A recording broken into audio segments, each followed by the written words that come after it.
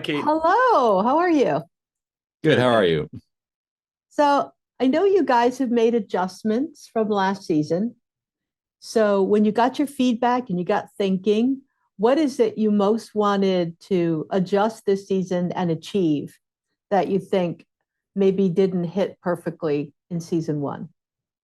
So we actually, essentially, the release of season one happened at the same time we started shooting season two. Oh my So goodness.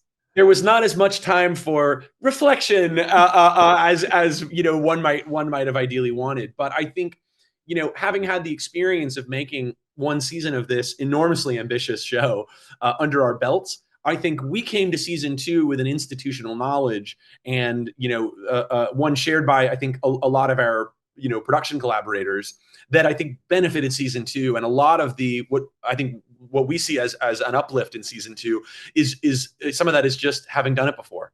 And hopefully getting better at our jobs. Our part of our job is to do better every day, and hopefully every episode and every season is better than the last. And people have said really nice things about season two, and I think one thing we can credit is just institutional knowledge. Yeah, nothing like experience.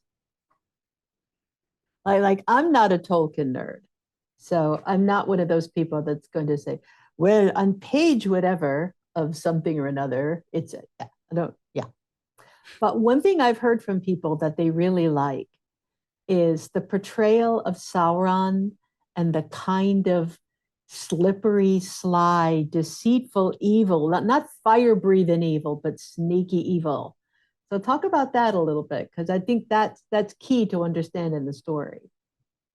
Well, an image of Sauron that always stands, prominently in our mind is the idea of Sauron as an eye, Yeah, Sauron that sees you, yeah. and because he sees you so completely, not just who you are, but who you want to be, he's able to present himself in such a way that he can be the sort of answer to all your wishes and all your problems. So he's able to uh, not shapeshift in terms of like a sort of superpower almost, but he's able to present in different forms that would be appealing to people. And uh, he takes not just their other villains will sort of exploit your weaknesses. What's scary Hmm. about Sauron is that he exploits your strengths.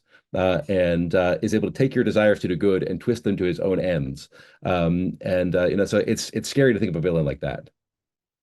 It's close to like the screw tape letters kind of idea Oh, of that's like one of Satan. JD's favorite books. Really? Love it. I'm not Oh, love it. surprised.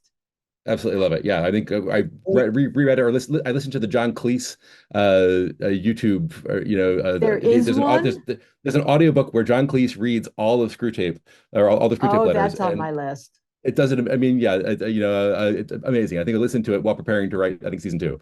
when we So, when we started this, I was going to say quickly just to jump on that. One of our first conversations was about Milton's Satan as it pertains to Sauron, and the idea of a truly evil villain, but one who's complexly evil.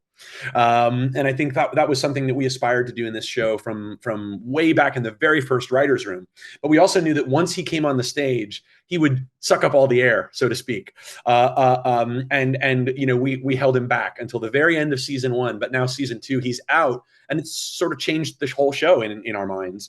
And the fact that people are responding to it, so positively, is amazing to us. We have to throw credit to the amazing Charlie Vickers, who's playing the role and who really breathes a very special kind of life into it.